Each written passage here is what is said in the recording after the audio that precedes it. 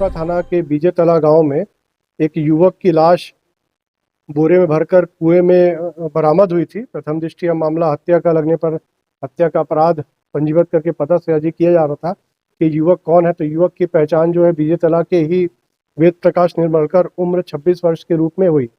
जब इसकी जांच पड़ताल की गई तो करीब 3 दिन से ये युवक गायब था। तो जब इसके परिवारजनों और दोस्तों से पूछताछ की गई तो इसका मृतक का आपस में छोटे भाई से, पिताजी से, माताजी से, बहन से झगड़ा होते रहता था। बल्कि मृतक जो है वेद प्रकाश अपने छोटे भाई बाल मुकुंद का एक बार सर पे भी चोट कर दिया था, जिसकी FIR जो है वो गुमका थाने में हुई थी।